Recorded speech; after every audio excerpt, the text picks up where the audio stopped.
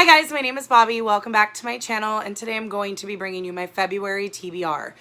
Now, if you've watched my Q&A, you know that I'm kind of going through a rough time right now. There's a lot of stuff going on in my personal life that has caused a lot of drama and a lot of stress, and it's all family related. The only thing that I mentioned in my Q&A, the only one that I will talk about on camera, is that I have to put my dad in a nursing home. So that's been really rough trying to coordinate. Like, he has dementia. He's only 72. He had us pretty late in life, me and my sister pretty late in life. And he's had dementia for a couple years, and it's starting to get bad. My sister and her kids are currently living with my dad, and the money's ran out. So it's stressful. I'm in the process. Hopefully today I will get the approval call for the loan that I'm taking out so that I can get him into a home as soon as possible and get everything squared away, so that part is done. There's a couple other things going on. It's like, you know, everything happens in threes, but that's the only one I'm really willing to talk about on camera. So I haven't really read much in the month of January, and in February I'm not going to do a crazy TBR, and I'm not going to hold myself to it. If I do it, I do. If I don't, I don't. I'm really not going to be really hard on myself if I don't do it. Oh, and I just realized my fan's on. That'll probably make the sound quality better. I just realized it's warm in here. But yeah, I'm not going to pressure myself to read or whatever. If I feel like reading, I'm going to. If I'm not, I'm not. And I'm just not going to stress out about it. We all have bad months. We all have bad years. Shit happens. So I have 2 buddy reads this month. And like I said in my Q&A, I'm not taking on any new buddy reads. These were planned. I'm still doing my buddy reads with Vicky every other month, and that will continue.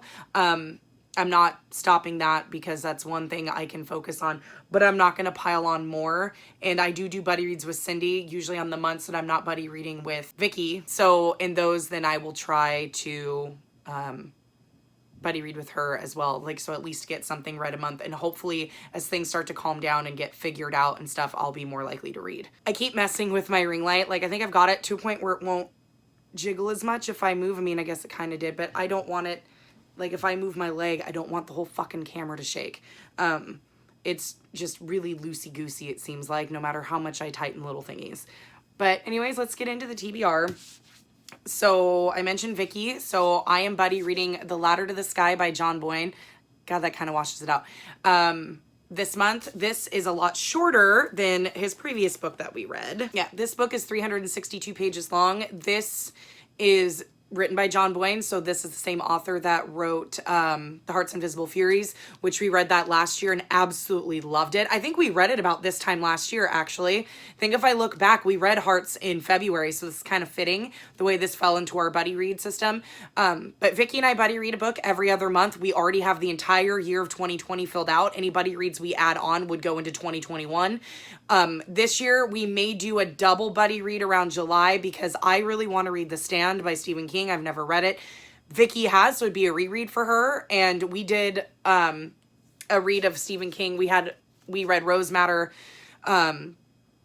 last year, and it was a reread for me and a first for her. So we talked about it. Only Rose Matter's a lot smaller than The Stand, and the book we're reading in June together is a lot smaller. So we were thinking, or is it June or is it July? Because we're reading this, so yeah, I think it's June. And so since it's smaller, she's like, well, maybe we could tack on The Stand to the end of that and kind of creep into July. And that might work because it's so big and we read it at a slow pace anyways, that might work for us. But we'll see how it goes. It depends on how both of our lives are going and what's happening and all that. But Ladder to the Sky, I don't really remember what it's about, if I'm honest, because it's been a while. I just saw it on Book of the Month and it was like, John Boyne, I need to have it. So it's about a guy named Maurice, and he's handsome, charming, and hungry for fame. And I guess he's trying to be a writer. And so it starts out in the 80s.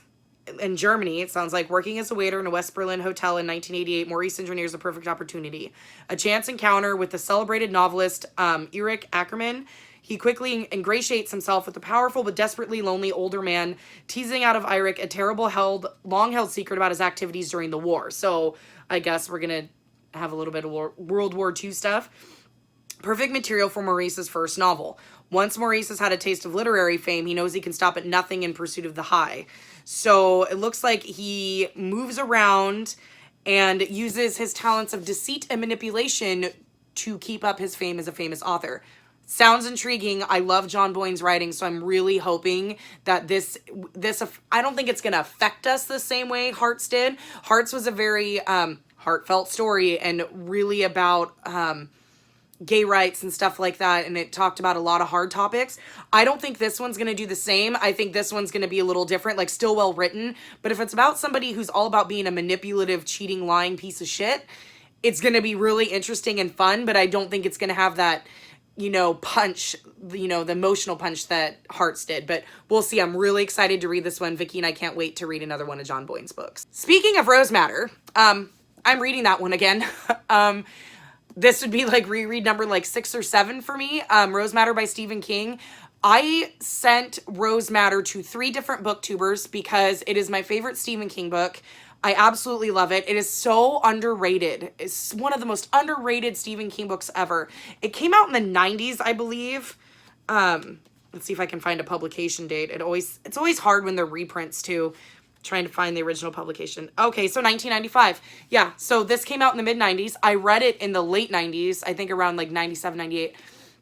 Because I remember reading this when I was around 12, 13, maybe 14. So around there, and it hit me like no other King has. Stephen King is a horror author, but this one is horror, yes, because it's scary and there are scary thoughts, but this to me is scary because the stuff that makes it scary is real life shit. This tells the story of Rosie Daniels, and she is married to a police officer, Norman, and he is one of the most abusive pieces of shit human beings in the entire world, and him being a police officer doesn't help because she feels like she has no way to get out because all of the cops are his friends because he is a cop himself, and so if she were to tell or say something about what he does to her, they're either not going to believe her, they're going to side with him, and then the next beating would be worse. There was one day, I mean, it starts right in the beginning of the book. She sits there and she realizes there's a drop of blood on her pillow on her side of the bed, and then it just kind of hits her in the face that, fuck, I need to get out of this. So she steals his debit card and leaves and kind of runs away to the big city and trying to get lost. And of course, Norman, when he realizes she's gone, is trying to track her down. That's the premise. There's way more to it than that. But it just hits you in a way because it talks a lot about domestic violence. I mean, this is very heavily domestic violence. So if you are sensitive to domestic violence in any way, maybe steer clear because there's a lot of domestic violence. Norman is a very violent person. It talks a lot about other different women in domestic violence and how they get out of it and stay safe and stuff like that, and the people who are there to help them get out of that situation and to be in a better situation. It's really empowering in that way. And most of the book, there isn't anything supernatural. There is a supernatural element to this book. It comes in about midway, and it's really fascinating. I really enjoyed this because, you know, most male authors, especially ones in the horror thriller genre, don't write women well, and I like the way he wrote Rosie. To me, it's very believable, her how naive she is about the world and life because she's been so sequestered by her abuser that it makes sense. Like, it totally makes sense, and he just writes her well. I really enjoyed how he wrote her, and the way she reacts to certain things and acts towards certain things, it makes sense, and I really enjoyed this book. It's one of my favorites. It is my favorite Stephen King, hands down. Like, and I've read not a ton, but enough of Stephen King to definitely declare this my favorite. I don't know if anything will ever top it. I mean, for the fact that I've reread this, I think this will be my 5th or 6th time, something like that, rereading it. That says a lot about it. Okay, so back to what I originally was saying. I sent this to 3 booktubers because who are reading Stephen King or into them or starting to get into them, because I want more people to talk about Rose Matter. It is so underrated. So I sent it to Murphy over at Murphy Napier, and so because she's just started reading Stephen King last year. She's read Misery. What else did she read? There was another one in there. The Shining. and Pet Cemetery, I believe, are the 3 that she's read. So I sent her this one, Needful Things, and I thought one other that were like my favorite. Oh, Dolores Claiborne. Some of my other favorite Stephen Kings, which I need to reread Dolores Claiborne and Pet Cemetery. I own Pet Cemetery. I just need to reread it. But Dolores Claiborne is another one that deals a lot with domestic horror more than like scary monsters or aliens or whatever. Or, you know, or like in The Shining, you know, somebody going crazy and talking about alcoholism. So I sent her those. I also sent the Needful Things, Dolores Claiborne, and Rose Matter to Gavin over at How to Train Your Gavin. And then I sent Rose Matter and Misery to Cody at Cody's Book Corner. Cody already read Misery. She's supposed to be reading Rose Matter in the month of January. I don't know if she got to it or not. She kind of took a mental health break, so I'm not sure how her reading's going. I haven't really heard from her in the last week or so because she's taking a mental health break, so she hides, and I totally understand that. I do it too. But I'm curious to see where she's at. But Gavin and Steph from Steph Loves, I will link their channels in the description. They both decided they wanted to read this in February, like put it on their February TBR. So we were talking on Twitter and they were like, you should buddy read with us because we're going to buddy read this. So I'm like, all right, well, this is like you know, second time rereading this in under a year. I'm like, fine, it's my favorite. Why not? So I'm going to buddy read this with Gavin Steph, which is going to be, again, difficult because I think Cindy and Vicky are the only people I've buddy read who actually live close enough to my time zone. You know, Cindy and Vicky, I believe Vicky's 3 hours ahead. I know Cindy's 3 hours ahead of me because she's in Eastern Canada and Vicky's in Michigan. So, you know, I believe she's 3 hours ahead as well. 3 hours ahead of me, not a big deal. Cody, Becca, Gav, Steph, all them bitches are 8 hours ahead of me. 8 hours. So it's like, oh, fucking A. So I get home from work at like 9 a.m. It's 5 p.m. for them. So we're going to, Steph, and I think Steph created a group chat with me, her, and Gav on Twitter. So we'll talk in our DMs about the book as we read. And for me, it's going to be more, you know, reading with them to see their reactions to certain things because I'm curious to see how they react to this book. I really hope they love it. I just want them to come out of it liking it. They don't have to love it as long as they like it. But that was a very long-winded way of saying I'm rereading Rose Matter again and I'm reading it with Gavin Steph. Again, I will link their channels in the description box. As for the rest of the month and as for me and what I'm going to be reading, I picked 3 other books to read. I don't know if I'm going to get to them. Usually on average, I read anywhere from 3 to 5 a month. Lately, not sure if I'm going to do that. Depends on how things go. February is a very short month. There's a lot going on. Danielle has appointments. Lucas has an appointment down at Children's. Both Danielle and Matt's birthday fall in the month of February.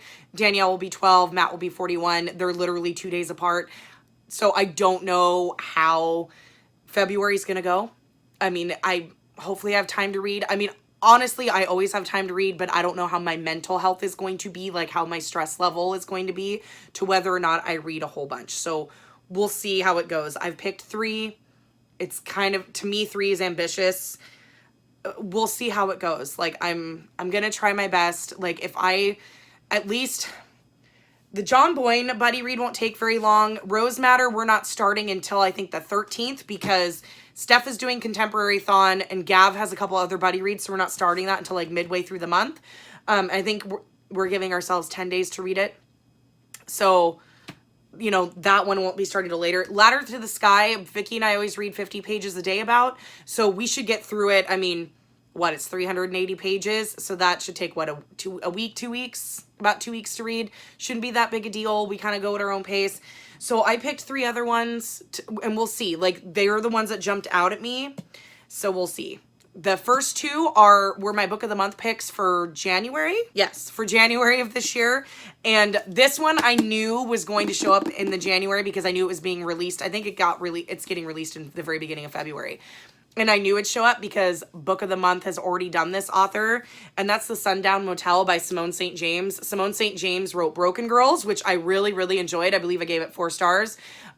This is her, I don't think it's her second, but it's her next released novel. So I knew that Book of the Month would probably put it as one of their picks because they did Broken Girls, and I'm really glad they did because I really want to read this one. This takes place as dual perspective timelines.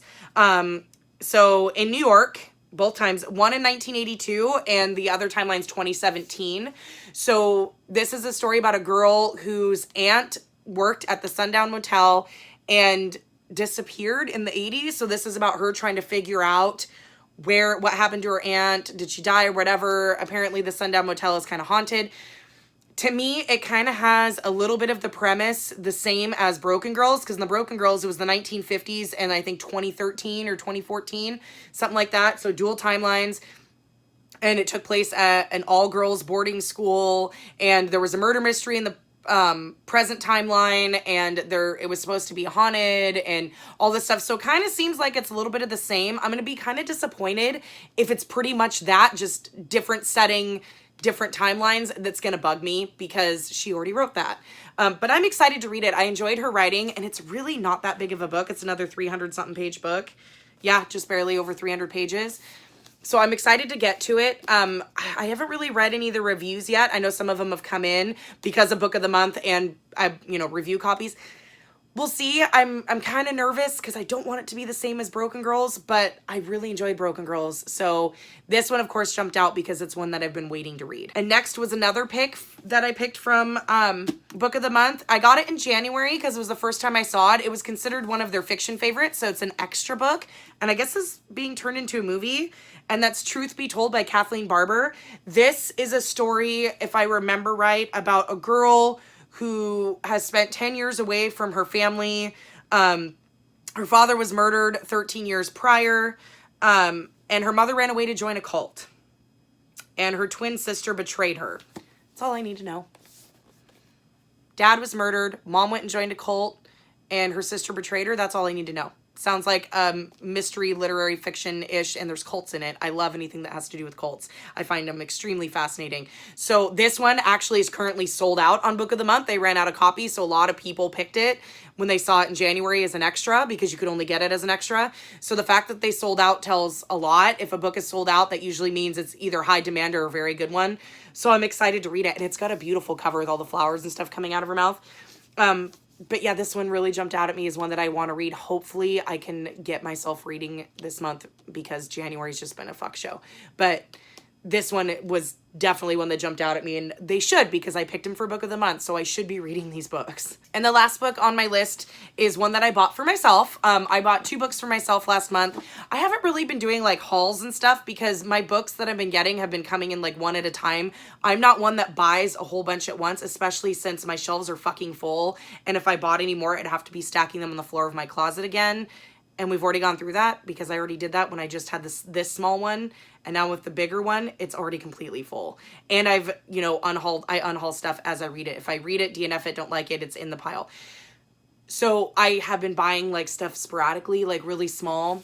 And so I bought The Blade Itself by Joe Abercrombie because that's one I really want to get into. And I don't have a fantasy on this TBR. So hopefully I can get to this. I'm kind of scared and it's really daunting. But I'm hoping to start The Wheel of Time. So this is The Eye of the World by Robert Jordan. This is book 1 in the Wheel of Time series. Murphy from Murphy Napier is on book 7. She's reading that one right now. Daniel from Daniel Green, who his channel's all about fantasy. I really enjoy him.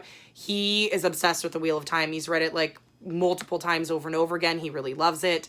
I've heard really good things about this story and about this series. It's a high fantasy series.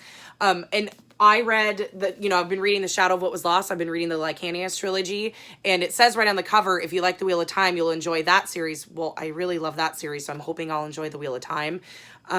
It's scary. Like, this is like a 12, 13, 14, I think it's 14 book series.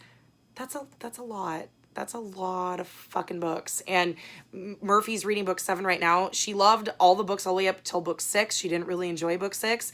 And then I guess books 7, 8, and 9 are the ones you kind of have to slog through. I guess they're the shortest, but you have to slog through them. And I mean, looking at this, it doesn't look that big because it's like a big floppy paperback. But yeah, this book is 722 pages. And it doesn't look like it's 722 pages because of its formatting. Small print, big floppy paperback, 722 pages of it. And it's got like Bible pages. They're very thin. Yeah. So I really want to try to read this. It may take me multiple months to get through it. At least there's a glossary in the back, so that will help. But yeah. Yeah, this is like one of the OG fantasy series in the fantasy world, and it's starting to make a comeback because there's a lot of us booktubers who are just getting into fantasy and, you know, or have come up from YA, which was not me, come up from YA fantasy trying to get into adult fantasy. And this is a daunting series to start. It's old school, so therefore it's written in old school. I mean, it's old school in that I think he started writing it in the 70s or 80s. Ooh, that's a beautiful colored map. I didn't even realize that was in there like that. Ew, that scares me. Oh, 1990s when this book came out. Okay, so this came out in 1990, which means it is a very old school written book where it's very medieval fantasy, usually an adventure story, probably big overarching plot with the main character. It's going to be very male focused. The female characters may not be written all that well. Or, you know, because that's kind of how fantasy was back in the day. We'll see. But I've just heard nothing but good things about The Wheel of Time, and I really want to read it. With a book this big, buddy reads helped me get through it. And I have Malice over there by John Gwynne. That's another one I'll buddy read, but I'll buddy read that one with Monica because she bought me that book. When I get around to that one, I'll buddy read that one with her. But big giant fantasies I find really easy to read if you're buddy reading with somebody. Either somebody's already read it or is just reading it for themselves, because you can discuss what happens as you're reading it and it helps you process it a little easier. Or at least it does for me. And this one, if I attempt it alone, it's going to be scurry. Granted, there's tons of people who've already read this series, but I kind of want to give it a shot. I want to get it started. I only bought book 1. I wasn't an idiot and bought like the first 5 or 6. Like, I only bought the first book, so if I decide I don't like it, I can always give it back, or I could check it out from the library. I'm just scared to check out big fantasy books in the library because I know I'm not going to finish them probably in the time that I need to before it goes back. So pray for me. Okay, guys, that's it. That's my February TBR. I'm looking at the time and it's like I've been filming for 24 minutes. Like a TBR should literally be like 10 minutes tops. But those are the 5 books I picked. The only ones I know for sure that will get read are these 2 because they're buddy reads, so I know they'll get done. The other 3, kind of a toss-up. I still want to read Unsa by Meg Gardner. That was on my TBR for January. I never got around to because life. But I'm not, because of the stuff that's going on, I'm really not in the mood to read any thrillers right now. So we'll see how things go. But yeah, that's it. Wish me luck. Hopefully I can get my reading juju back. Hopefully things will calm down enough so that I feel like compelled to read, because like I'll be at work and I'll sit there and go, oh, I can't wait. Like if I go home, I have the house to myself, it's gonna be quiet. I can sit, I can read, it'll be great. And then I get home and I'm by myself and I have time to think, and then your mind just starts racing. I'm like, I can't focus to read. I can't even focus to like walk to the bathroom, let alone read.